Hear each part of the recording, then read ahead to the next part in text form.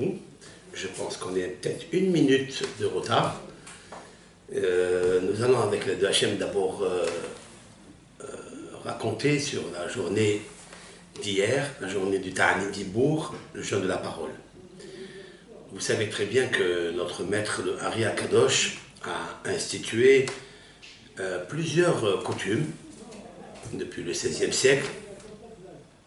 Parmi les coutumes, Tou Bishvat, qui est une fête des arbres, la floraison qui commence, le renouveau qui commence, l'espoir qui commence, comme nous l'avons expliqué dans les Shiurim, que en effet, un arbre pendant l'hiver, il disparaît complètement et il renaît de sa mort, de sa disparition, si l'on peut dire ainsi, à la vie.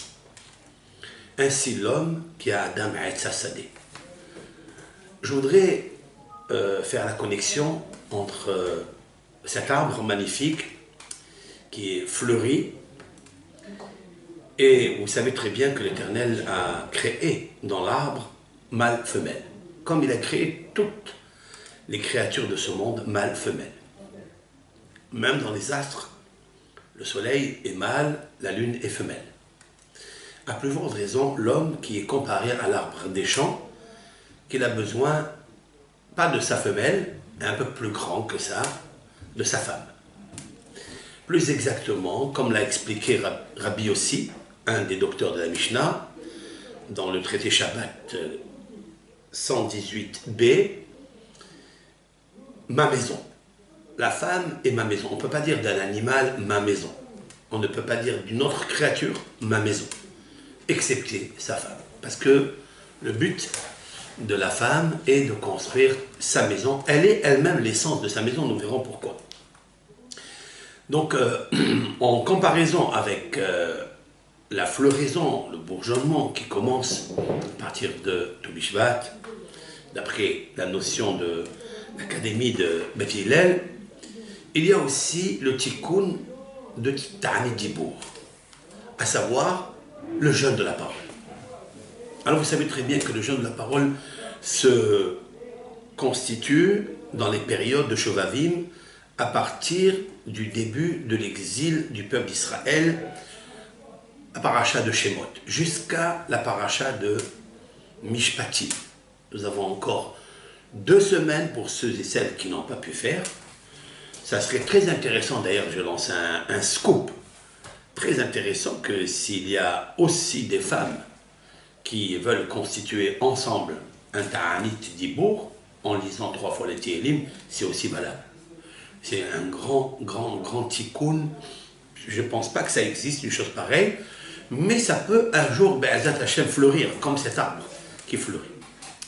Alors, bien sûr, nous avons rappelé que le Harizal a dit que cette période-là où l'homme arrange 2 organes essentiels dans l'homme, c'est-à-dire la bouche, la langue, les 5 sonorités, c'est-à-dire les lettres labiales, dentales, palatales, linguales et gutturales.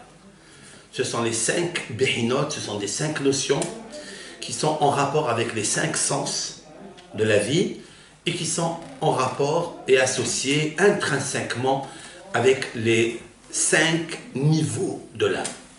Et c'est ce que va répéter Rav Alfia, qui a donc instauré cela avec beaucoup de méthodologie.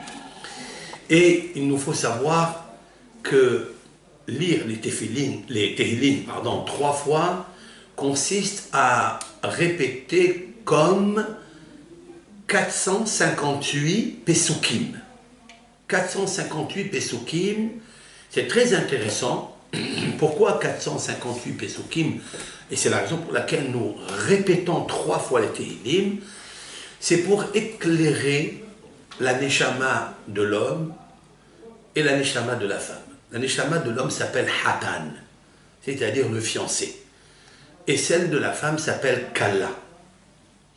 Quand je parle de Hatan et Kalla dans un Ta'anit Dibour, ça voudrait dire quoi? ça voudrait dire qu'on se réconcilie comme un hatan avec Akadosh Baruch. On lit Tenah, c'est-à-dire Tenah c'est 458 Pesukim, comme la valeur numérique du mot hatan. En quoi consiste cette lecture? Quelle puissance elle a? Eh bien, cette puissance, elle est la joie que l'Éternel a au moment où Réhouven, Shimon, Lévi, Yehuda se marient avec Simha ou avec Sarah.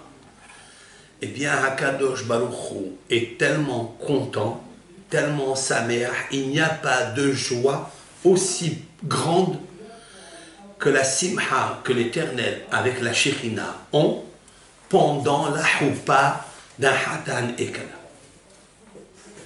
Cette même Simha, cette même joie, elle est procurée à Akadosh Baruch Hu lorsque le peuple d'Israël, au moins 10 personnes, s'installent dans une synagogue parce qu'il y a le Sefer Torah. La Torah s'appelle Kala.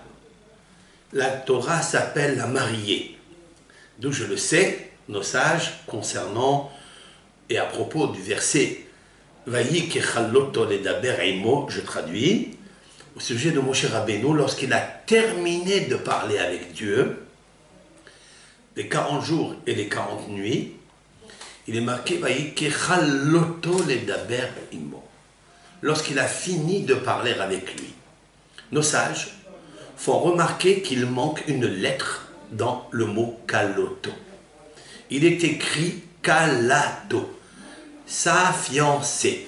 Autrement dit, que lorsque Moshe Rabbeinu a terminé la Torah, il a acquis, comme un hatan, il a acquis la kala. Par quel biais il a acquis la kala? Par le biais des 32 lettres de la Torah. Les 32 lettres de la Torah, ce sont les 32 shevilim, à savoir sentiers pour acquérir la sagesse. La sagesse, c'est effectivement la kala. La femme ici en bas, la kala physique, elle est la chokhma, elle est la sagesse. Et lorsqu'un hatan, un homme, un garçon, qui accepte sur lui de s'engager, surtout dans notre génération, eh bien, ça fait déjà une cinquantaine d'années, et plus aigu et profond dans notre génération avec un monde occidental qui va à la dérive complètement, il y a beaucoup de garçons qui n'arrivent pas à s'engager. Et là, par le biais de Ta'anit Dibour, parce qu'il est relié avec la Torah écrite, puisque le roi David, qui a composé les 150 psaumes, qu'on lit d'ailleurs pendant 3 fois, et c'est ce qui nous fera justement la valeur numérique de 450, puisqu'il y a 150, 150, 150 qu'on répète 3 fois, donc 450, plus 8 psaumes, 458 pour obtenir Hatan, c'est-à-dire le fiancé de Akadosh Baruch. Lorsqu'on obtient ce fiançailles, eh bien, Akadosh Baruch Hu, il nous pardonne toutes nos fautes. Alors, je vais vous dire qu'est-ce que dit le Noam Elimelech, qui est un grand hassid, un grand tzaddik, qui n'a jamais sorti de sa bouche ni un blasphème, ni une critique, ni sur Eretz Israël, ni sur ses habitants, comme l'a dit le roi David dans les psaumes, Ur'e betov Yerushalayim. Tu dois toujours voir avec bienveillance le bonheur de Jérusalem et de ses habitants. Parce que Jérusalem, Eretz Israël, c'est la pupille de l'Éternel. Et donc le Noam Elimelech va dire que les 5 livres de Tehillim, puisqu'il y en a 5 livres de Tehillim en rapport avec les 5 livres de la Bible, il nous faut savoir qu'ils sont en rapport parce qu'il nous faut accomplir les 10 puissances des séphirotes, du système séphirotique. Et c'est la raison pour laquelle, lorsqu'on pratique la lecture des Tehillim, elle est équivaut à jeûner depuis samedi soir jusqu'à vendredi sans interruption aucune, sans manger et sans boire. Tellement, cette mitzvah, elle est très grande, il y a plusieurs personnes dans cette période qui l'accomplissent. Il y a plusieurs personnes aussi, des tzaddikim, même des gens simples, nos grands-mères le faisaient, alors qu'ils n'ont pas étudié ni le Talmud, ni la Kabbalah. C'est par essence de la Emouna, qui est un fil tellement électrique qui relie l'âme de Dieu à son essence même, à sa bonté, à sa miséricorde. Eh bien, se pratiquer une semaine de hafsaka, d'interruption de consommer quoi que un aliment, une boisson pendant 7 jours. Et elles arrivaient. Ça se pratiquait aussi dans la période des 10 jours de pénitence. Parce qu'il nous faut savoir que les 10 jours de pénitence, c'est justement, ce sont les 10 bénédictions que pratique le Rav ou les 10 personnes qui assistent à un mariage entre un Hatan et la Kalla sous le dé nuptial lorsque la Shekhinah réside à ce moment de l'alliance entre les deux. Deux êtres qui vont s'engager et qui vont s'aimer, qui vont s'attacher l'un à l'autre pour devenir une seule chair, nous allons l'expliquer, eh bien c'est tellement cher aux yeux, si l'on peut dire ainsi, de l'Éternel, qu'ils construisent les 10 forces de bonté, les 10 chormot du système séphirotique. C'est la raison pour laquelle on fait 10 bénédictions.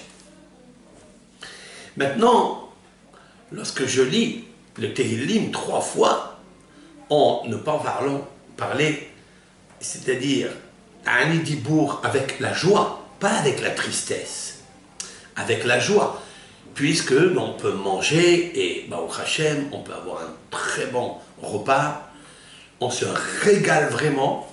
Merci pour les cuisinières qui nous ont fait un très très bon repas.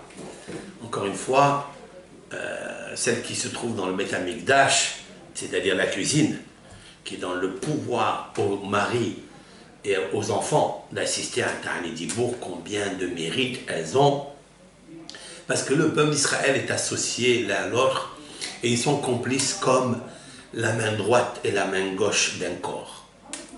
Tellement complices, tellement heureux d'aider l'un à l'autre. La main gauche ne s'est jamais demandé la question lorsqu'elle a envie de prendre quelque chose que peut-être la main droite va l'empêcher, ni le contraire. C'est comme ça que le Gaon Hazon Ish, de mémoire bénie, a dit dans ses lettres que l'amour et la complicité d'un homme et d'une femme doit arriver au niveau de la complicité de la main droite et la main gauche qu'il y a dans un être humain. C'est comme ça qu'on doit arriver. Ça n'est pas une chose aisée et facile, mais comme toute chose, il y a beaucoup de travail à investir, beaucoup de réflexion, beaucoup de hitbonenout, beaucoup de didoutes.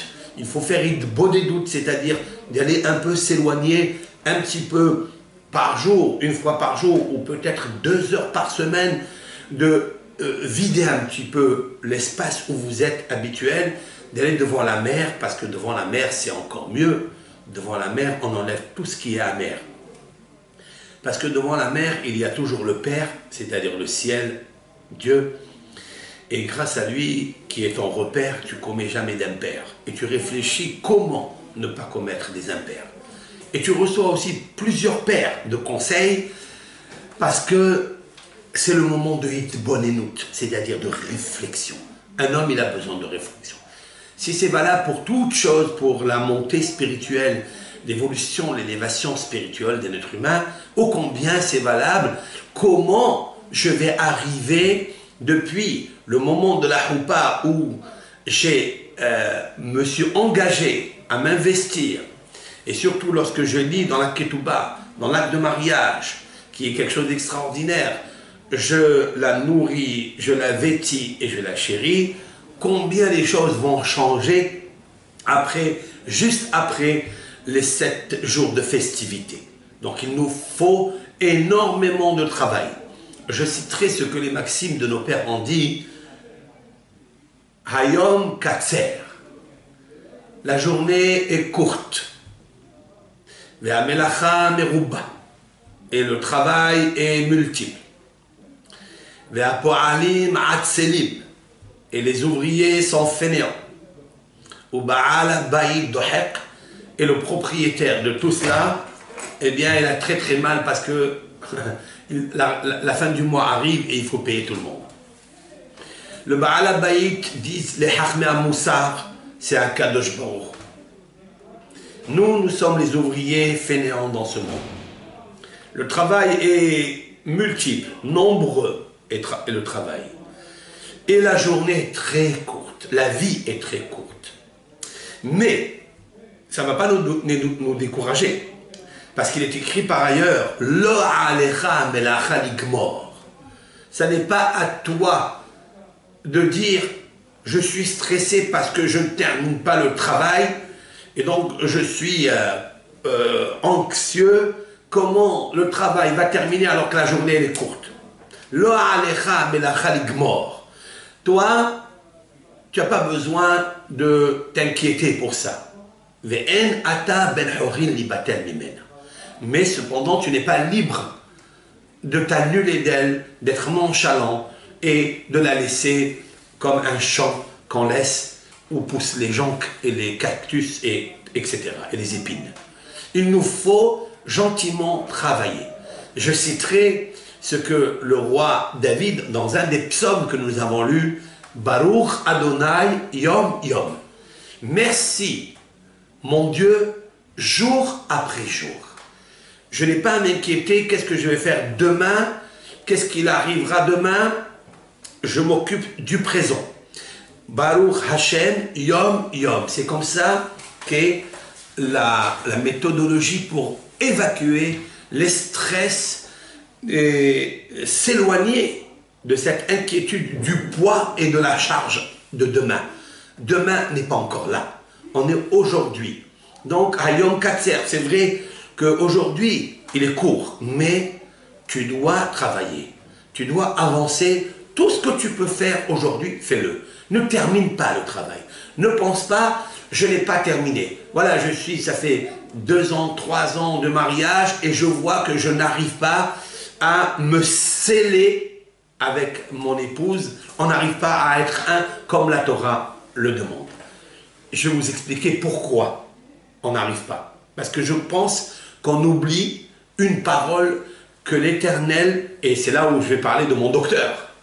Parce qu'en fait, mon docteur qui m'a dit que ma femme avant tout, mon docteur c'est Akadosh Baruch. Comme il est stipulé dans la paracha qu'on vient de lire dans Béchalah, t'inquiète pas, si tu suis mes préceptes à la lettre, tu essayes de faire, mon fils, les efforts dans la droiture, tu écoutes mes lois même si elles sont dogmatiques, c'est-à-dire tu ne comprends pas, ou la nature de l'homme a un tic, d'accomplir l'informatique de ces lois exceptionnelles et complexes, certes, mais il faut que tu saches que si tu acceptes sur toi que je suis ton père, alors je te guérirai.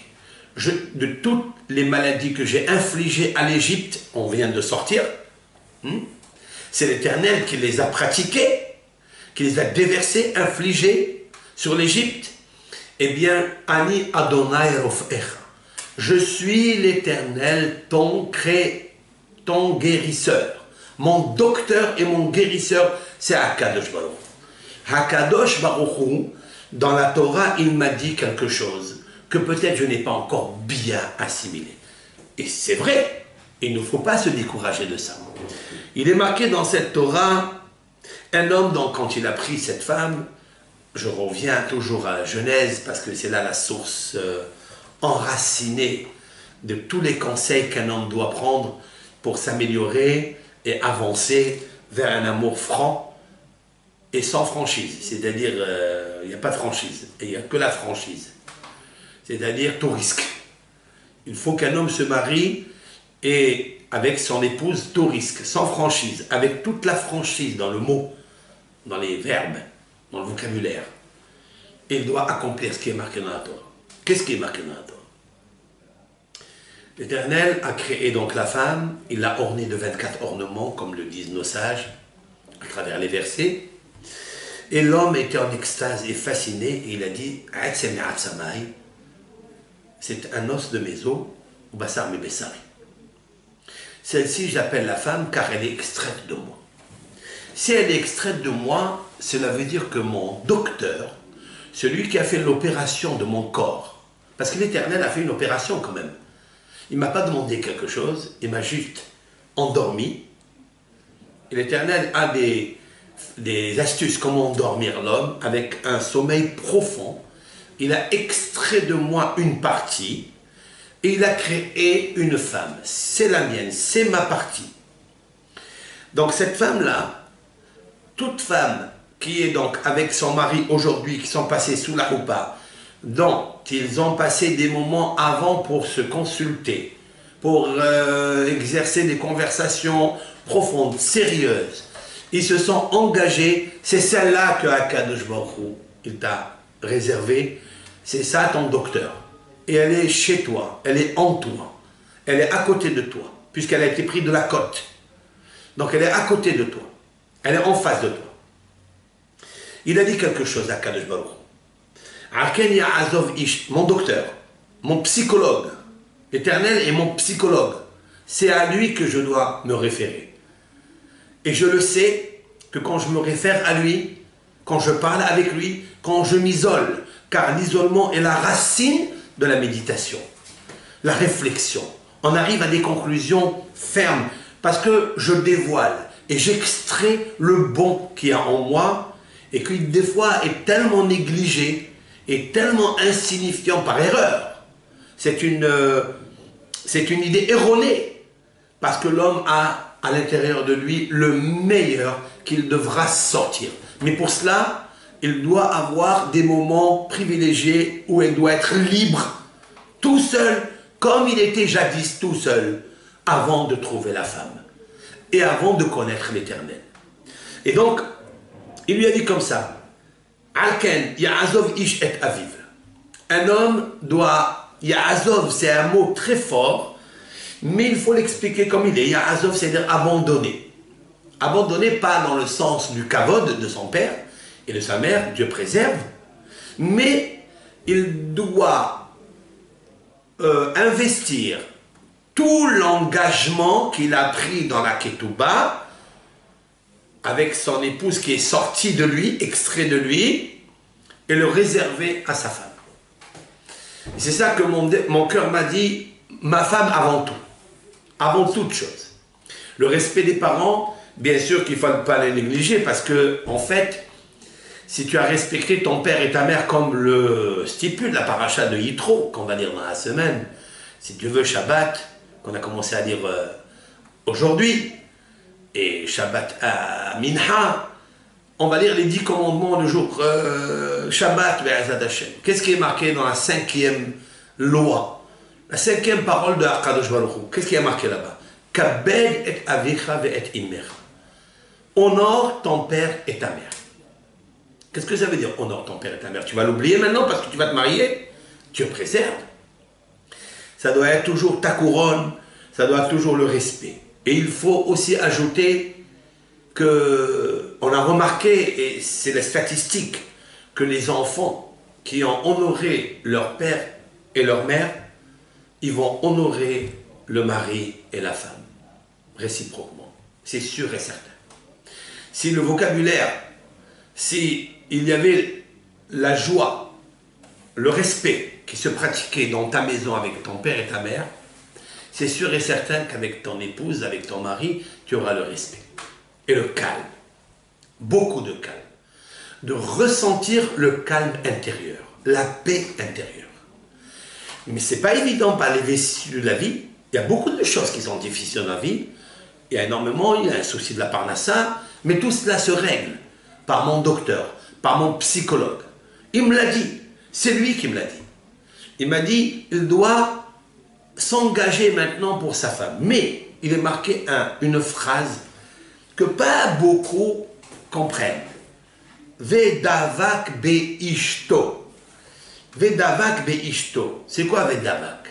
Et il s'attachera à sa femme. C'est comme ça qu'on a l'habitude de traduire. S'attacher à sa femme. c'est une explication erronée complètement. Le mot attaché en hébreu, c'est vekachar. Il s'attachera.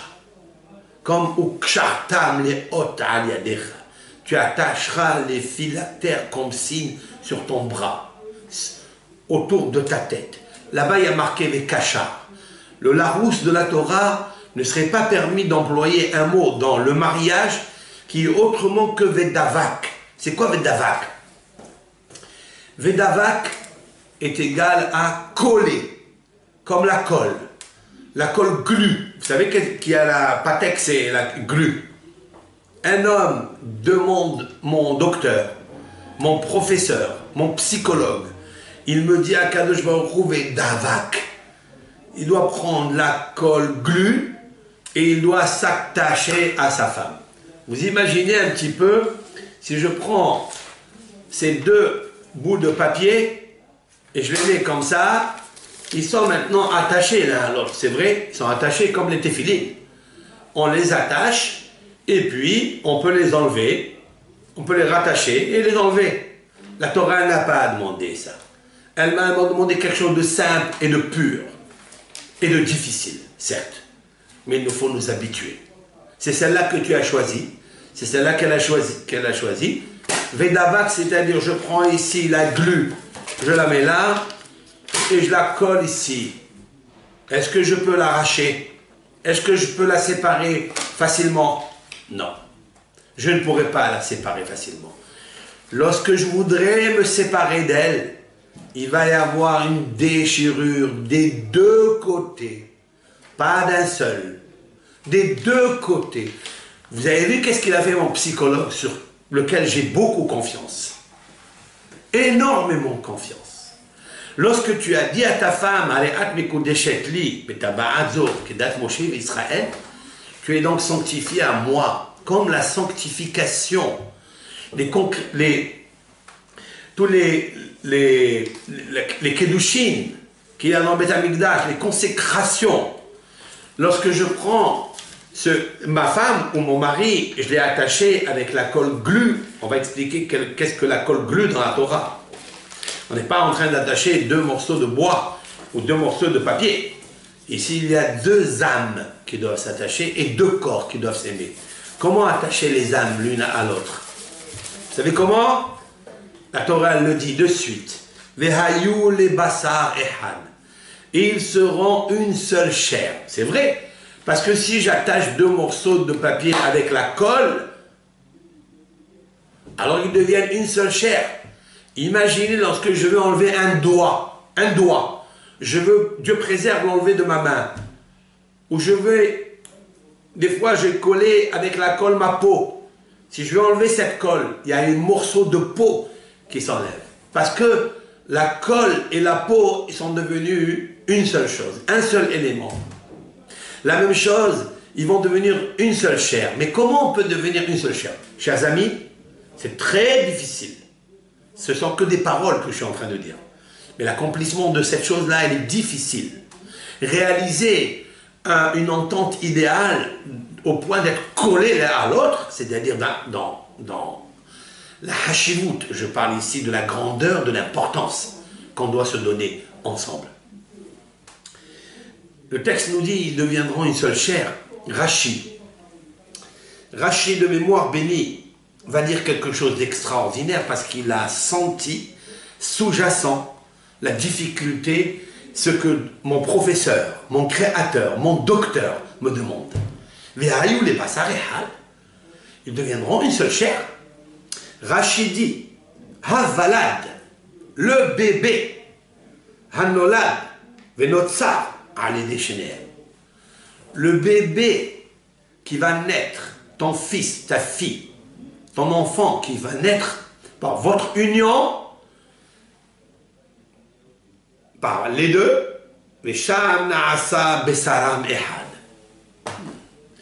dans le bébé, dans l'enfant, il y a la partie d'amour des deux, de l'homme et de sa femme. Comme ça, il répond Rachi. Très intéressant ce Rachi qui est cartésien en même temps. Parce que j'ai une question. Il est marqué que dans le Talmud, qu'un homme, il doit aimer sa femme comme lui-même.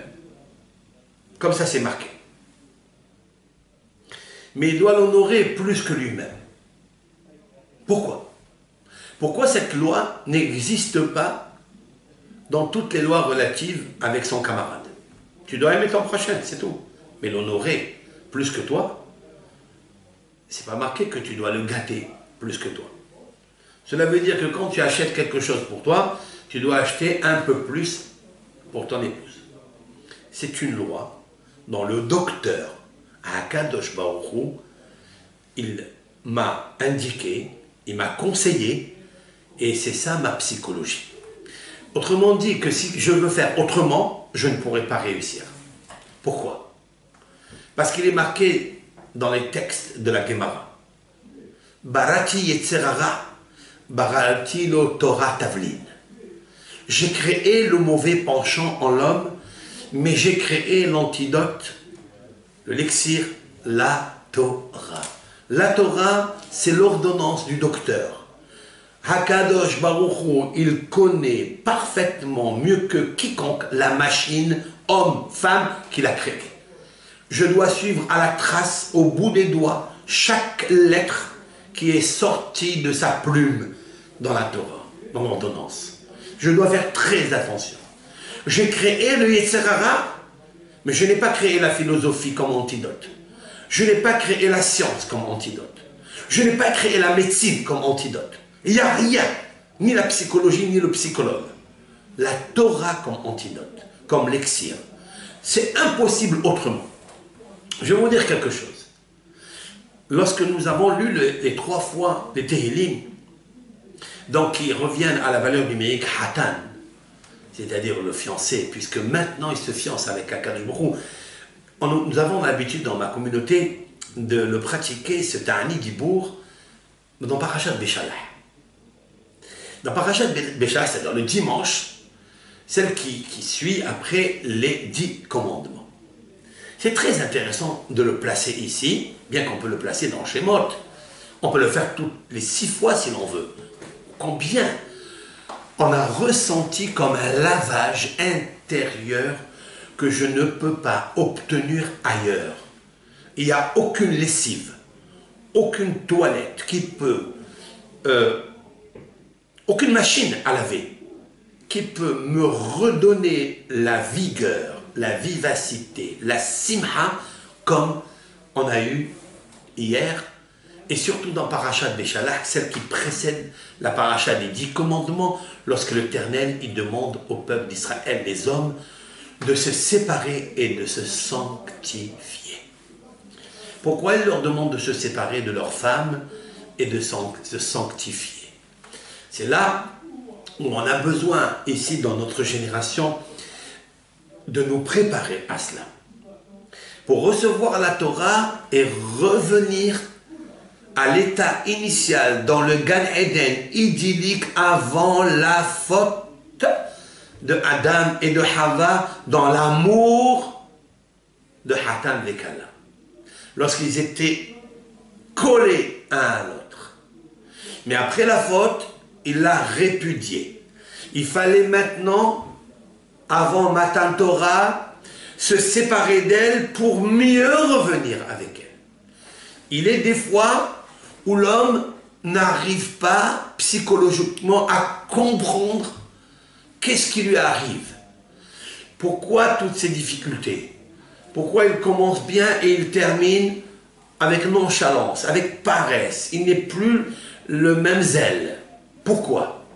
Parce qu'il ne prend pas le temps de réfléchir et d'être mitkadesh, c'est-à-dire de se sanctifier. Le Harizal a dit, ou plutôt son élève, le Hemdat Yamim, un livre, Rabbi Yamin est quelque chose, un Ashkenaz, il y a qui dit un Sfarad, l'auteur du livre Hemdat Yamim, d'après le Gaon Hida, notre maître, le nucléaire, le Gaon Ben Ishai et d'autres, ne savent pas qui est l'auteur du livre Hemdat Yamim, qui est un livre d'un éclairage exceptionnel sur la mitzvah du Shabbat. la mitzvah du devoir conjugal, du mariage. Le Rav dit, Hebdat Yamim dit que celui qui fait un jeûne ininterrompu depuis samedi soir jusqu'à vendredi, il est équivaut à 65 600 jeûnes. Il apporte des preuves, etc. 65 600 jeûnes sur ses fautes. C'est tellement immense, c'est tellement grand que pour une journée de consécration, de silence et de lecture, nous avons réparé les 22 lettres de l'alphabet qui sont reliées avec le nom de Dieu, parce que vous savez très bien que quand on dit quelque chose, un mot qui est bon, aimable, nous associons l'Éternel avec. Et si c'est le contraire, nous associons aussi l'Éternel dans la difficulté, si l'on peut dire ainsi. Car le cœur de l'homme, a expliqué un des grands maîtres il y a 300 ans, Rabbi Eliaou de Izmir, de Turquie. Le cœur de l'homme, c'est un muscle qui a la forme du Yud. Puis ça passe dans les 5 lobes des poumons, c'est la lettre He. Yud, He.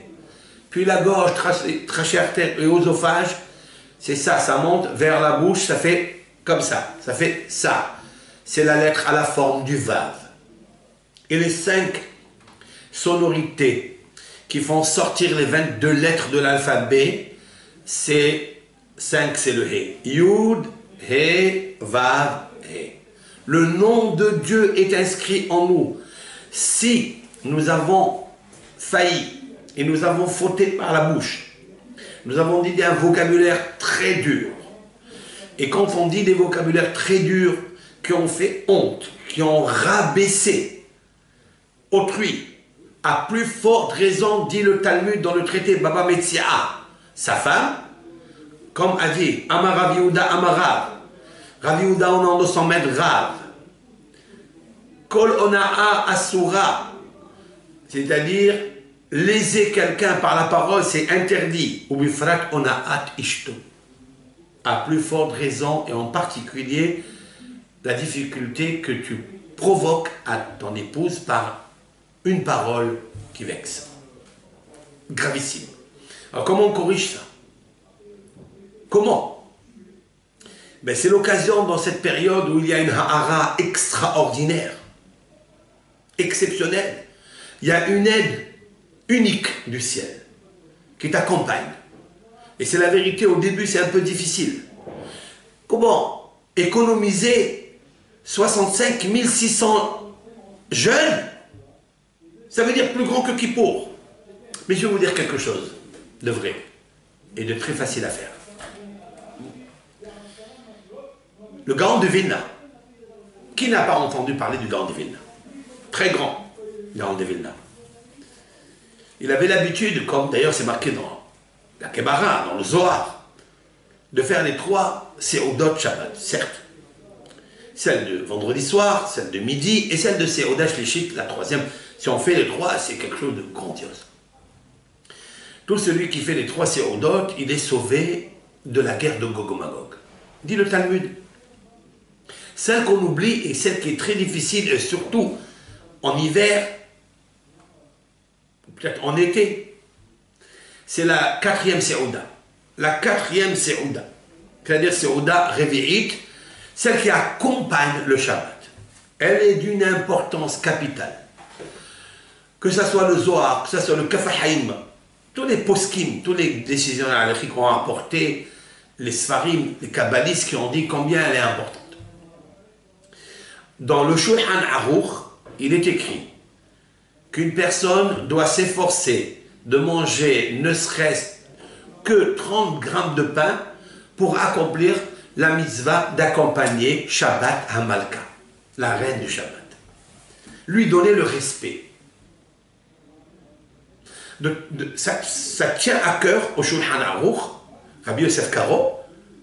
Oui, le Gaon de Vilna n'a jamais raté cette Seuda Revi'it, c'est-à-dire un morceau de pain, 30 grammes avec la Birkat Amazon. Si tu peux chanter Eliyahu Hanavi 120 fois, en comptant sur les phalanges de ton doigt, de tes mains, Eliyahu Hanavi Zachor Letov, Eliyahu Hanavi Zachor Letov, Eliyahu Hanavi Zachor Letov. Si vous comptez ça tous les samedis soirs en mangeant ce 30 grammes, il y a un mérite extraordinaire. 120 fois, Eliyahu Hanavi, il entend ça jusqu'à 120 ans. Arichut Yamim. Arichut Yamim. La prolongation, la longévité tu auras. Tellement c'est grand, parce que cette mitzvah d'accompagner le Shabbat, elle n'est pas accomplie convenablement. Et je peux comprendre. On vient de remplir le ventre, surtout ceux et celles qui font les régimes, alors c'est sûr et certain qu'ils ne vont pas le faire. Le Gaon de Vilna, deux choses, je vais vous dire, pour vous renforcer, pour me renforcer.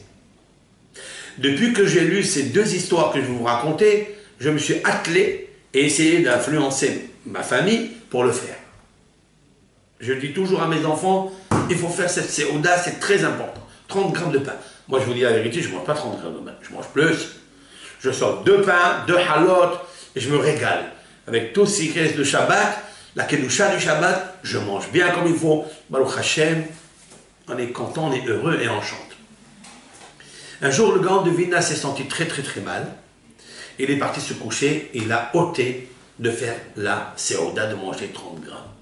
Il se réveille quelques minutes avant le lever du jour, parce qu'on peut la faire jusqu'au lever du jour. Il s'est levé en sachant qu'il n'a pas accompli cette mitzvah.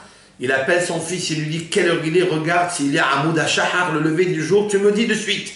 Il dit papa, il reste 3 minutes. Et lui, alité et fatigué, il leur dit allez-y prendre un morceau de pain, écrasez-le, mouillez-le et forcez l'absorption des 30 grammes de pain dans ma gorge, que je puisse accomplir cette mitzvah. Et c'est comme ça qu'il a fait. Maintenant, je vais vous dire quelque chose de plus beau et plus grand. Sa femme, la femme du Gaon de Vilna, a décidé un Shabbat, après la Havdalah, de ne pas faire la Séouda réveillée. Pourquoi? Parce qu'elle a pris sur elle, elle s'est engagée de jeûner depuis le samedi soir jusqu'à vendredi. Il faut le faire, hein, pour une femme surtout. Elle a beaucoup de choses à faire à la maison. Heureusement qu'elle est là. Tout le seder de la maison. Combien de machines à laver il y a? La vaisselle, la maison, le sidour à baït. C'est-à-dire arranger la propreté de la maison. Ça n'est pas une chose facile. Tu veux jeûner? Pourquoi? Parce qu'elle a entendu que celui qui jeûne pendant toute une semaine, c'est équivaut à 65 600 jeûnes. Il a dit, Baruch Hashem, qu'est-ce qu'il y a? Je vais consacrer une semaine de jeûne. Et on verra. Elle peut dormir, elle peut étudier un peu, etc. Elle peut se promener, mais ne pas manger. Il y a aujourd'hui beaucoup de personnes qui le font, mais ils ne le font pas pour Akadosh Baruch Hu, parce qu'ils font un service divin, pour s'éloigner de ce... pas s'éloigner de ce monde, plus que ça, c'est pour se rapprocher plus de Dieu. Plus on enrichit la Neshama, plus on appauvrit le corps, qui demande pas, qui cesse de demander les ta'avot, les plaisirs de ce monde. Et comme ça, on s'approche de Hachem. C'est comme ça qu'il faut faire. De toute façon, il nous faut nous maîtriser les pulsions, les envies, les plaisirs, etc. Lorsque le Gaon de Vilna a entendu que sa femme pratiquait le jeûne de Hafsaka, c'est-à-dire les 7 jours depuis la Havdalah jusqu'à vendredi, il a envoyé son fils lui dire « Que penses-tu? Que tu vas obtenir un grand pardon parce que tu vas jeûner toute la semaine? Mais il faut que tu saches que les 7 jours de jeûne que tu vas pratiquer, ils sont insignifiants devant les 30 grammes de pain que tu vas manger pour accompagner Shabbat à Malka. » Chers frères et sœurs, c'est incroyable. Autrement dit, je déduis de là, nous avons une décision dictée d'un verdict d'un grand luminaire en Torah, 18e siècle, Rabbi Eliyahu de Vilna, Tzaddik Yesod Olam, géant en Torah, la Torah écrite, la Torah orale, la Kabbalah, les mystères de la Torah. Vous n'avez qu'à voir ce qu'il a écrit dans Sifra Ditzneota, c'est un livre puissant, luminaire, avec des codes, des cachets, des séphirotes, que moi-même je ne comprends pas quand je lis. Il y a un verdict qui sort de sa bouche. Accomplir le respect d'accompagner Shabbat à Malka avec 30 grammes de pain, c'est plus que 65 600 jeunes. C'est incroyable ça. Après 120 ans, depuis que j'ai entendu cette histoire, j'accomplis cette mitzvah. Qu'il pleuve, qu'il vente, j'ai mal au ventre, j'ai pas mal au ventre, j'ai beaucoup mangé. J'attendrai, je mange 30 grammes et un peu plus, et je chante à Hachem Yitbarach. Et j'ai dit quelque chose de valable, peut-être j'ajouterai sur cette parole du Gaon de Vilna, que si un homme ou une femme s'habitue à avoir le respect de manger du pain dans les 3 séoudotes de Shabbat, y compris celle qui est la 4e séouda de Motsai Shabbat, pour avoir le respect d'accompagner le Shabbat, c'est qu'il sent le Shabbat. Si on respecte le Shabbat en rentrant, si on respecte le Shabbat en sortant, il y a un grand shalom baït qui s'installe à la maison.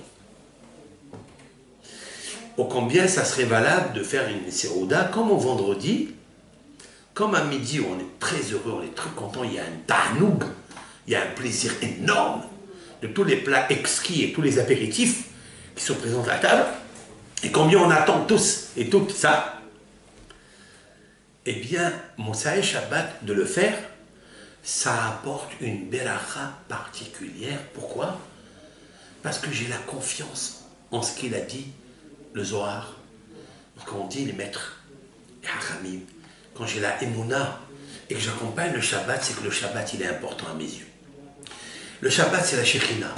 Le Shabbat, c'est Mekor HaBeracha. C'est la source même de la bénédiction. Quelle bénédiction qui est plus grand que l'amour et le shalom qu'il y a dans une maison entre les parents et les enfants. Ça veut dire quoi? Ça veut dire que mon docteur, mon psychologue, qui m'a instauré ça, lui qui connaît comment elle marche la machine, c'est sûr et certain que dans la feuille de route, pour accomplir la shlemut, la perfection avec Akadosh Baruch Hu, il a posé aussi des choses merveilleuses pour m'aider à le connaître mieux. Et quand je le connais mieux, je le respecte plus. Je reviens maintenant au texte. Tout ça, c'est pour nous aider à comprendre Vedavak Beishto. Il s'attachera à sa femme, pas s'attacher à sa femme. Il se collera avec la glu. Comment on se colle avec la glu? Comment est-ce possible? Alors, je vais vous lire ce que dit la Gemara. La Gemara dit comme ça. Vous savez que il est très difficile à l'homme, comme il est égoïste. Je parle du mari, je parle toujours du mari parce que nous on ne connaît pas le tempérament des femmes. C'est difficile de l'apprendre. Ça nous met beaucoup de temps pour apprendre les exigences, le regesh. Chaque petit détail, c'est très difficile. Combien dans une maison, il nous faut faire attention au seder de la maison. Pour un exemple, je veux étudier la Gemara. Dans ma maison, je vais sortir les livres avec les commentateurs sur le Talmud. Je pose les livres sur la table qu'elle vient d'arranger avec une nappe blanche. Je me permets de m'asseoir et d'étudier. C'est pas tout le monde qui a un bureau spécial avec une chambre. C'est pas tout le monde qui a ce kiff, qui a cette aise. Donc je prends la salle à manger ou bien une partie de la cuisine et je commence à étudier. Il arrive le moment de Minha ou bien le moment où je dois aller à la yeshiva, au kollel, ou à mon travail, peu importe. Qu'est-ce qui se passe à ce moment-là? Il y a tout le livre sans dessous, qui sont posés ici sur la table. Qu'est-ce que je fais moi, en tant que mental et intellectuel? Je dis, attends, puisque je dois revenir, donc je vais laisser tous les livres ici sur la table. Oh là là là là, il ne faut jamais faire ça, une chose pareille. Oh là là, la guerre de Gog ou Magog, vous pouvez la mettre dans la maison. En une fraction de seconde. Explique Rav Chaim Friedlander, c'est la plus grosse erreurs de notre vie qu'on peut faire. J'ai donné l'exemple des livres.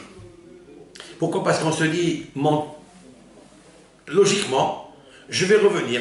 Pourquoi remettre tout en ordre dans la bibliothèque? Parce qu'il faut aussi l'ordre, même dans ta bibliothèque, à toi, que c'est réservé exclusivement à ta lecture.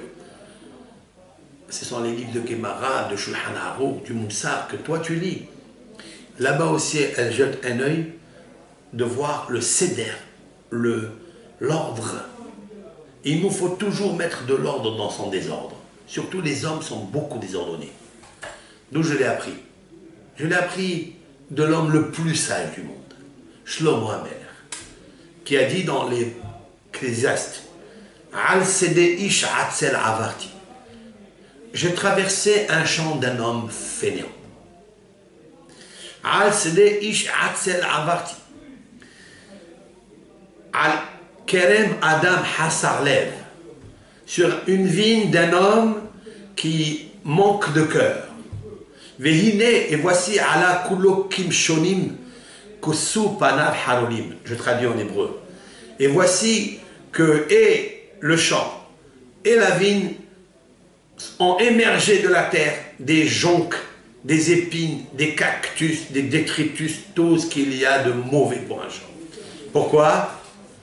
Al sede ish atzel. Parce que l'homme est un homme qui est ish sadeh, comme l'arbre des champs. Mais s'il ne travaille pas sur lui, s'il ne labore pas un petit peu son caractère, son champ, sa vigne qui donne des vins magnifiques, pourrait être le champ de bataille de toutes les gens et de tous les ramassis de poussière et de saleté dans ce champ.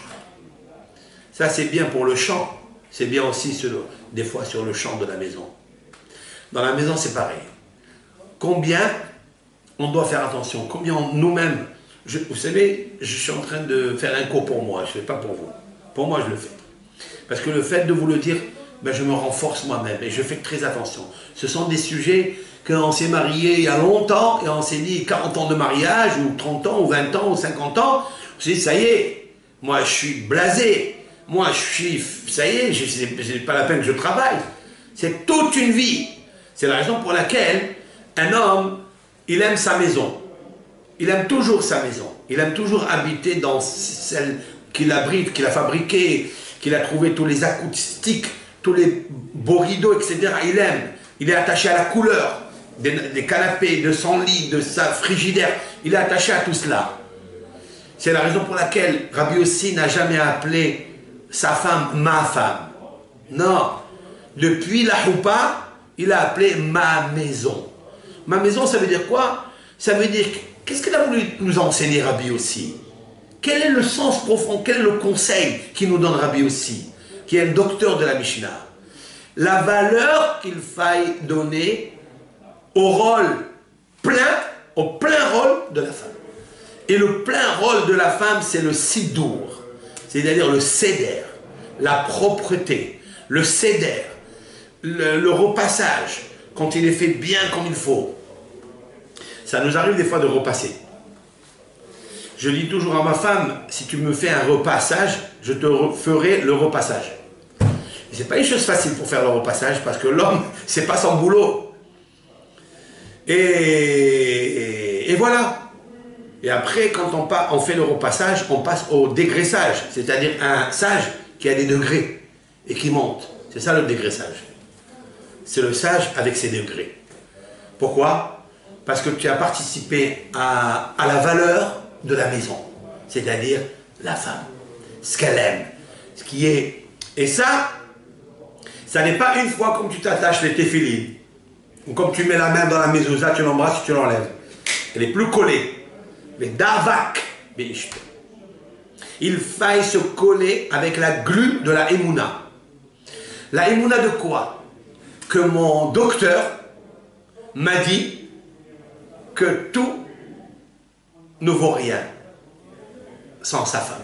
Je vais vous lire quelque chose dans ce livre-là d'un rave que je connais, qui était en Israël, qui a écrit plusieurs ouvrages et que j'ai fait venir plusieurs fois à Marseille. Écoutez bien ce qu'il rapporte dans son livre Baït Ne'eman Be'Israël. Donc je cite en son nom, au nom de Rabbi Haïm Vital.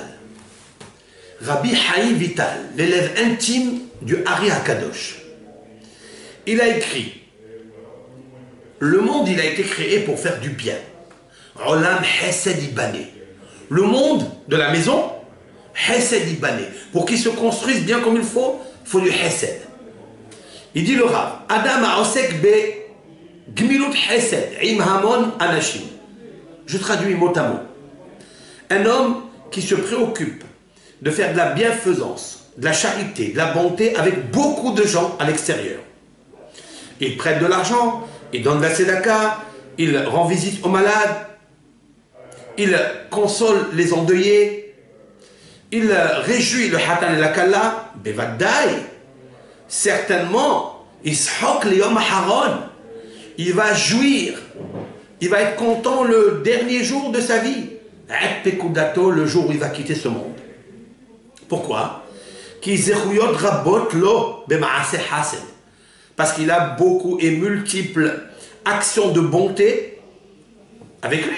Il a travaillé, il a fait, c'est encore tout le temps, il fait du bien.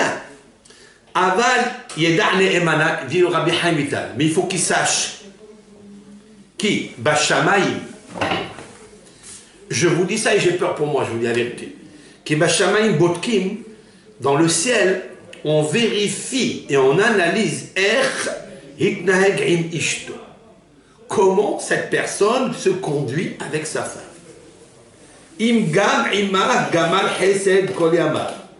Est-ce qu'avec elle aussi, il a accompli la charité, la bonté, l'amour, le don, le prêt, la gâterie, toute sa vie? Ashraf et Tovlo. Cet homme-là, il sera heureux. Combien de bénéfices il aura? Maintenant, j'ajoute quelque chose en son nom. Ah, cependant, im ota hiknit veizniah. Par contre, si sa femme, il l'a délaissé dans la maison, avec la colère, il s'est mis en colère sur elle, ou bien il est trop exigeant, sans pitié, sans hesed, sans porter avec elle le joug de la maison. Il dit c'est ça qui va contrebalancer la balance de tous ses mérites. Mais ils vont pas se souvenir de rien du tout, de tous les bienfaits et les charités et les bontés, les hesed et les prêts qu'il a fait avec les autres. Vous savez qui est-ce qui parle ici? Je tremble. Rabbi Haïm Vital, Alav Shalom, de mémoire bénie. C'est pour ça que je dis, le docteur m'a dit, c'est un parmi les docteurs qui m'a dit, d'abord ma femme. Combien on doit s'exercer, travailler sur ça? Ma femme, celle qui est sortie de moi. Gomel, je dirais à propos, je terminerai le verset qui a dit, qui est écrit dans les proverbes du roi Salomon, Gomel nafsho ish hased. En quoi consiste un homme de bienfaisance? C'est celui qui fait le bien avec soi-même, avec son âme. Son âme, c'est lui, son âme, c'est sa femme. Mais Davad Beishto, parce qu'il doit coller, il doit se coller à elle, avec la glu de la Emouna. Parce que mon patron, mon psychologue, m'a dit. Mon psychologue, c'est la Torah. C'est elle qui m'a dit de le faire. Donc je dois bien étudier. Je dois bien être un apprenti et un sage apprenti. Faire très attention à ce qui est marqué dans la Torah. Relire et relire. Et même si des fois, je ne l'ai pas fait, et jusqu'à maintenant, je ne l'ai pas fait, bien je dois me convaincre. Je dois, comme je vous ai dit tout à l'heure, et nous ferons le prochain shiur, de la hitbonenut bahitbodedut, c'est-à-dire la réflexion dans l'isolement qui est la racine de la méditation. Et ça, Be'ezat Hashem, de parler avec soi-même, de sortir d'un ta'anit dibour, les paroles ne sont plus les mêmes. Les paroles ils sortent d'un autre monde. Yud, Ke, Vav, Ke, sortent du Kadosh Baruch Hu. C'est l'Éternel qui dicte les choses. Quand vous avez fait toute une journée la vidange de tous les péchés, la vidange de ne pas parler, on ne peut vivre qu'une vie en deux mots d'ange. Qu'une vie d'ange. Quand on fait la vidange de soi, à l'intérieur de soi, on devient bien, on devient nous-mêmes. On sait qui nous sommes. Alors on sait comment agir et faire l'honneur à ceux et celles, l'homme, la femme, parce que ce que je parle pour l'homme, c'est valable, et si ce n'est pas plus, pour la femme aussi. Et Ratson, que Akadosh Baruch Hu nous aide, et toujours dans le shalom, parce que ces shiurim-là, j'espère, avec l'aide de Hachem, qui sont un réconfort pour enlever le réfort de tout ce qui se passe un petit peu dans le monde, et de renforcer la Emouna et la Shekhinah dans la maison, qui s'appelle le Shalom Bayit. La femme qui s'appelle Bayit, pour construire Be'ezat Hashem, Bet HaMikdash dans sa maison, et Hashem il nous aide. Kol HaMekadesh Atzmo Milemata, disent nos sages, tout celui qui se sanctifie un tout petit peu en bas, Mekaddeshim Oto Milemala. Alors le ciel, il le sanctifie plus encore, il le pousse à être un bon et un aimable homme pour rendre le bien-être aux autres et être bien soi-même avec l'aide de Hachem. Kol Tov Lachem, et j'espère que ces paroles-là feront l'effet d'abord sur moi et sur ceux qui m'écoutent aussi. Kol Tov Lachem.